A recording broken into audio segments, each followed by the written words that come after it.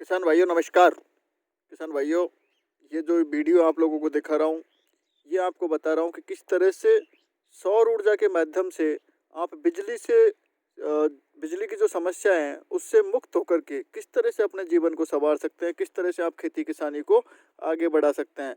तो किसान भाइयों, ये जो वीडियो आप लोगों के साथ में शेयर कर रहा हूँ, ये अभी एकदम लाइव वीडियो है। मैं इसमें आपको बताऊँगा किस तरह से आपको इस योजना की कौन-सी योजना के माध्यम से कहाँ पर अप्लाई करना पड़ेगा, किस तरह से आपको अनुदान मिलेगा और क्या इस योजना के लाभ हैं। इन छोटी-छोटी सी बातों के साथ में अपन आगे बढ़ेंगे और आपसे निवेदन रहेगा कि आप यदि ये सब चीज़ें आपको पसंद आए, खेती-बाड़ी से संबंधित जानकारी आपको अच्छी लगे, तो आप चैनल को सब्सक्राइब कर दीजिएगा। साथ ही साथ इसको शेयर भी करते रहिएगा, जिससे कि लोगों को जानकारी मिलती रहे। यदि आपको पसंद नहीं आए, तो बिल्कुल आप चैनल को ना सब्सक्राइब करें, ना लाइक करें और आपके जो भी फीडबैक है, वो हमें ज़रूर बताएँ, जिससे कि हम इसको और बेहतर कर सकें। क्योंकि ये चैनल आप लोगों के लिए है, आपके किसान भाइयों को जानकारी देने के लिए है। इसका हमारा और दूसरा कोई ऑब्जेक्ट नहीं है। तो किसान भाइयों, अपन बात चालू करते हैं सोलर सिस्टम की।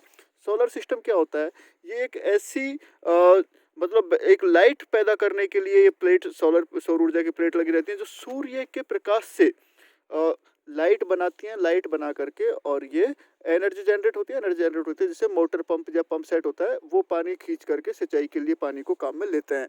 अक्सर इसका जो प्रयोग किया जाता है, वो हमारे किसान भाई पॉली हाउस के साथ बहुत ज़्यादा करते हैं और उन क्षेत्रों में बहुत ज़्यादा प्रयोग किया जाता है, जहाँ वाटर लेवल ऊपर होता है। यानी कि जब 200 फीट से लेकर के 250 फीट तक के बीच में जहाँ पर भी वाटर लेवल होता है, वहाँ पे आप सोलर सिस्टम का प्रयोग कर सकते हैं। हालाँकि कुछ कंपनियाँ ये दावा करती हैं कि उनके सोलर सिस्टम डीप तक मतलब लगभग 300-400 फीट से ऊपर तक भी काम करते हैं। लेकिन जो इसका एक स्टैंडर्ड माना जाता है, वो 220 फीट के समथिंग या मैक्सिमम 250 फीट के लगभग ये काम करता है। तो आपको मैं बताऊँगा कि सोलर सिस्टम के लिए आपको कैसे अप्लाई करना है, क्या इसकी पात्रताएँ हैं। पहले तो सिर्फ उद्यान विभाग से ही इस पे सब्सिडी मिलती थी, लेकिन आजकल कृषि विभाग के और उद्यान विभाग दोनों ही डिपार्टमेंटों के माध्यम से इस पे अनुदान दिया जाता है। इसमें 2 प्रकार के सोलर सिस्टम होते हैं, एक तो होता है मूवेबल और एक होता है फिक्स्ड सिस्टम। मूवेबल में क्या होता है, जैसे कि जो सोलर सिस्टम मैं आपको दिखा रहा हूँ, ये मूव करने वाला है। मूव करने वाला कैसे है कि इसमें एक बेरिंग लगी होती है, बेरिंग के नीचे एक सेंसर लगा होता है। जैसे कि मैं आपको दिखाने का प्रयास करूँगा, इधर से एक बेरिंग और इसमें सेंसर लगे होते हैं। तो ये क्या करते हैं कि ये इसको मूव करने का काम करते हैं। मूव कैसे करेंगे? जैसे कि जिधर की साइड से सनलाइट आएगी, उस तरफ इसको घूमता रहता है। यानी कि सूर्य की रोशनी इसके ऊपर सीधी पड़ती रहती है। जितनी ज़्यादा सूर्य की रोशनी इसके ऊपर पड़ेगी, उतना ये ज़्यादा करंट मतलब इसमें पावर जनरेट करेगा और जितनी पावर जनरेट करेगा, उतना ही ज़्यादा ये पानी लिफ्ट करेगा खेत से। तो इसमें क्या होता है, ये मूवेबल है। ये जिधर से सनलाइट रहेगी मॉर्निंग के टाइम पे दूसरी साइड में रहेगा, जैसे टाइम इवनिंग का टाइम आएगा, उसी तरह से धीरे-धीरे घूमता हुआ नज़र आएगा। अभी आपको 15-20 मिनट बाद में इसकी डायरेक्शन चेंज दूसरी तरफ दिखाई देगी। तो ये मूवेबल होता है। और फिक्स वाला कौन-सा होता है? जो एक बार आपने जहाँ पे सेट कर दिया, वो वहीं सेट रहेगा, उसको आप चेंज नहीं कर सकते। तो वो फिक्स वाला होता है। तो आप लोगों को ये समझ में आ गया होगा कि मूवेबल सोलर सिस्टम ज़्यादा उपयोगी है, क्योंकि ये लगातार मूव होता रहेगा सूर्य की लाइट के साथ-साथ। जैसे सूरजमुखी मूव होती है, ठीक उसी तरह से मूव होता रहेगा।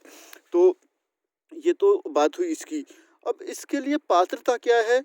कौन से किसान हैं जो इसके लिए सब्सिडी के लिए अप्लाई कर सकते हैं? तो अलग-अलग राज्यों की हो सकता है कुछ छोटी-मोटी गाइडलाइनों में परिवर्तन हो, लेकिन सभी जगह जहाँ तक जो कॉमन डॉक्यूमेंट्स हैं, उनमें होता है आपकी ज़मीन की जमाबंदी। जमाबंदी आप सब समझते हैं, जो बैंक की जैसे ज़मीन की पासबुक भी बहुत सी जगह उसको बोलते हैं, ये 6 महीने से पुरानी नहीं होनी चाहिए। दूसरा आपका सिंचाई प्रमाण पत्र। सिंचाई प्रमाण पत्र भी हमारे पटवारी महोदय आपको बना करके दे देते हैं। पटवारी साहब से आप सिंचाई प्रमाण पत्र बनवाएँ। और उसके बाद में तीसरा होता है आपका नक्शा। जो आपकी ज़मीन का नक्शा होता है, वो भी पटवारी जी बना के देते हैं। ये तीनों चीज़ें आपको पटवारी जी से लेनी है। पटवारी जी से लेने के बाद में उसके बाद आपको आधार card, Bhamashah card, Jan Aadhaar card, यदि आप आजकल चलने लगे जन आधार कार्ड, ये 3 चीज़ आपको लेनी है। उसके बाद जिस कंपनी से आप लगवा रहे हैं, उसका कोटेशन आप लेकर के आएँ। कौन-सी कंपनी का है, उसका कोटेशन, वो जो जो फर्म है, जो कंपनी है, वो आपके कृषि विभाग और उद्यान विभाग में पहले से पंजीकृत होनी चाहिए। पंजीकृत हैं, इसका कैसे मालूम चलेगा? इसके लिए आप अपने ज़िले के कृषि अधिकारी, उद्यान अधिकारी या जो भी दूसरे हमारे कर्मचारी हैं उनसे आप मिल कर के इसकी पूरी जानकारी ले सकते हैं गाइडलाइन के बारे में, क्योंकि जब तक आपको पूरी जानकारी नहीं होगी तब तक आप इसमें आगे ना बढ़ें। इसके लिए आप सबसे पहले हमारे जो ग्राम पंचायत लेवल पे कृषि पर्यवेक्षक कार्यरत हैं उनसे बात कर सकते हैं, उसके बाद में सहायक कृषि अधिकारी से बात कर सकते हैं, उसके बाद कृषि अधिकारी से बात कर सकते हैं, और जिले के स्तर पे हम देखें तो सहायक निदेशक कृषि और उप निदेशक कृषि या उद्यान दोनों से ही आप बात कर सकते हैं। आपको वहाँ पे जानकारी इसकी पूरी मिल जाएगी। ई मित्र के माध्यम से आपको अप्लाई करना है, तो ये सारे डॉक्यूमेंट्स आप लेकर के ई मित्र पर जाएंगे। इसमें ई मित्र से आप अप्लाई करेंगे, लेकिन इसमें कुछ और भी फॉर्मेलिटीज होती हैं, जैसे कि जो परफॉर्मा है उसमें कुछ स्टाम्प पेपर भी लगते हैं, कुछ नोटरी लगती है, कुछ फॉर्मेट है वो आपको भर करके जमा करवाने होते हैं। तो जो भी फॉर्मेलिटीज़ हैं, छोटी छोटी सी फॉर्मेलिटीज़ है, वो आपको पूरी करनी होंगी। पूरी करने के बाद में इसका जो भी योजनाएं हैं कृषि विभाग में, पहले आओ पहले पाओ के आधार पे होती है। यानी कि आज यदि आपने अप्लाई किया है फाइल और किसी किसान भाई ने आपसे एक दिन पहले अप्लाई कर रखा है, तो पहले उनका नंबर आएगा जिन्होंने पहले अप्लाई किया है। लक्ष्य सब में सीमित होते हैं, निर्धारित लक्ष्य होते हैं। निर्धारित लक्ष्य होने की वजह से ये होता है कि जब लक्ष्य यदि आपके सीमित हैं तो जिसका पहले नंबर आएगा उसको सब्सिडी मिल जाएगी। यदि इस बार आपका नंबर नहीं आता है तो अगली बार जैसे ही बजट आएगा उसमें से आपको सब्सिडी दे दी जाती है। तो किसान भाइयों को इसमें अभी सब्सिडी के और इस टाइप के जो लक्ष्य हैं वो जैसे आते हैं तो उसके आधार पे आपको सब्सिडी मिलती रहेगी। लेकिन इस सब के लिए आप लोग कंटिन्यू संपर्क में रहें कृषि विभाग के कर्मचारियों से, कृषि विभाग के अधिकारियों से। अब इसमें सब्सिडी के बाद में जो सब्सिडी मिलती है उसके बाद में किसान को कितना पैसा जमा करवाना होता है, ये भी बात जानने जरूरी है। क्योंकि यदि हमारे किसान भाइयों को बहुत सी बार मालूम ही नहीं होता कि हमारे हिस्से में कितनी राशि आएगी, तो किसान की जो हिस्सा राशि है वो मैं आप लोगों को उसमें बताना चाहूँगा। और वो जो हिस्सा राशि है वो सभी जगह लगभग फिक्स है। हो सकता है कहीं कुछ छोटा मोटा परिवर्तन हो, तो वो आप एक बार अपने डिस्ट्रिक्ट में पता कर लीजिएगा। वैसे ऐसा होता नहीं है। आपके अलग अलग राज्यों में अलग अलग सेंटर, जैसे मान लो कोई स्टेट गवर्नमेंट का भी अपना कुछ फंड हो, सेंट्रल गवर्नमेंट का भी के साथ में कोई टॉप अप राशि यदि स्टेट गवर्नमेंट जोड़ देती है तो वहाँ सब्सिडी में थोड़ा बहुत ऊपर नीचे हो सकता है। तो एक बार आप अपने ज़िले में और अपने राज्य में थोड़ा सा पता कर लें, बाकी बहुत कम चांसेज होते हैं। तो आपको मैं बताना चाहूँगा इसमें, जैसे कि यदि आप 5 हॉर्स पावर की मोटर लगाना चाहते हैं, 5 हॉर्स पावर की आप मोटर लगाएंगे तो आपको 92,522 रुपया देना पड़ेगा एसी कनेक्शन का। कनेक्शन दो प्रकार के होते हैं मित्रों, एक होता है एसी, एक होता है डीसी। एसी कनेक्शन पे आपको देना पड़ेगा 92,522 रुपये, 92,522 रुपीज़। और डीसी कनेक्शन पे आपको देना होगा 95,184 रुपीज़, यानी कि 95,184 रुपया। अब आपको लेना है 7.5 हॉर्स पावर का, क्योंकि आजकल प्रचलन बढ़ता जा रहा है। सब ये चाहते हैं ज़्यादा पानी की ज़रूरत हमें होती है।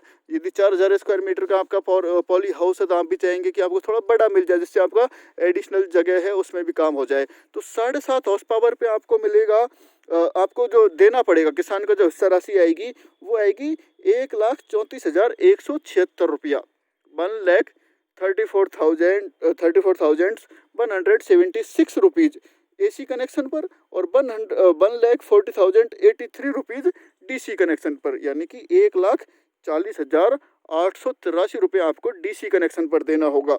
अब यदि आप किसान भाइयों को लेना है कि मेरे को तो 10 हॉर्स पावर की भी मोटर चाहिए, 10 हॉर्स पावर के लिए मुझे कनेक्शन चाहिए, तो 10 हॉर्स पावर के लिए आपको क्या करना है वो मैं आपको बता देता हूँ। 10 हॉर्स पावर के लिए आपको अप्लाई करना है तो उसमें किसान का जो हिस्सा राशि आएगा, किसान को जो देना होगा वो जो राशि आएगी वो आएगी आपकी 2,40,870 रुपया डीसी कनेक्शन पर। यानी कि आप डीसी कनेक्शन यदि ले रहे हैं तो 2,40,870 रुपया डीसी कनेक्शन पर आपको देना होगा। अब यदि आपको एसी कनेक्शन लेना है तो एसी कनेक्शन पर 2,37,889 रुपया आपको देना होगा। 10 हॉर्स पावर के लिए 2,37,889 रुपये एसी कनेक्शन पर आपको देना होगा। तो किसान भाइयों, ये आपको छोटी सी हल्की सी जानकारी मैंने सोलर सिस्टम के बारे में देने का प्रयास किया। हो सकता है इसमें और भी कुछ छोटी मोटी मतलब टेक्निकल कुछ चीज़ें मैं आपको पूरी तरह से ना बता पाया हूँ, तो उसके लिए मैं पहले से ही आप लोगों से कह रहा हूँ कि जो मैं बता रहा हूँ वो फाइनल नहीं है, वो अटल सत्य नहीं है। उसके कंप्लीट जानकारी के लिए, लक्ष्यों की जानकारी के लिए और छोटी मोटी बातों की जानकारी के लिए आप सीधा संपर्क करिएगा कृषि विभाग, जो भी आपके नज़दीकी कृषि विभाग के कर्मचारी हैं उनसे, और दूसरे जो उद्यान विभाग के आपके कर्मचारी हैं उनके माध्यम से आप इसकी जानकारी लीजिएगा। आपको इसकी उचित जानकारी मिल पाएगी और आपके लिए बहुत उपयोगी और हेल्पफुल साबित होगी। आप सभी साथियों ने सुना, आपको बहुत बहुत धन्यवाद। यदि आपको इसमें कुछ ऐसा फीडबैक आप देना चाहें वो निश्चित रूप से दें, और आपसे निवेदन रहेगा आप चैनल को लाइक करें, सब्सक्राइब करें और साथ ही साथ शेयर करें, जिससे कि दूसरे किसान भाइयों तक जानकारी पहुंच सके। आगे आपको मैं पॉली हाउस के बारे में जानकारी दूंगा, इसलिए आपको पॉली हाउस की एक सीन दिखा रहा हूँ। अगली बार पॉली हाउस के बारे में आप लोगों को बताएंगे। आप सभी साथियों को बहुत बहुत धन्यवाद। नमस्कार।